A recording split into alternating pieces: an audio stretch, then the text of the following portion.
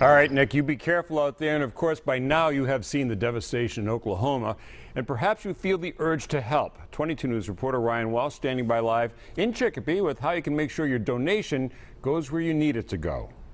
I'm with Rick Lee, director of the Pioneer Valley chapter of the American Red Cross. Rick, so many people, I'm sure, after seeing what had happened in Oklahoma yesterday, I'm sure of your volunteers want to go and help.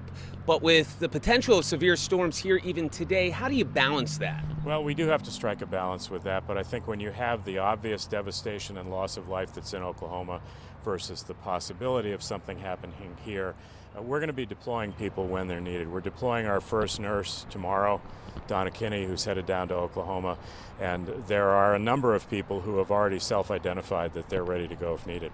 Behind you, two volunteers who worked with the Red Cross in Hurricane Sandy in Yes. New Jersey, Yeah. New York, and Connecticut, Bobby and Evelyn. You know, when people want to help, when they see what happened yesterday in Oklahoma, how do they make sure the money that they're donating gets to the right place? I think that's one reason why people do like giving to the Red Cross, because we have one national checkbook for disaster relief. When we were struck on June 1st of 2011, we were drawing money out of that checkbook that had not been raised here.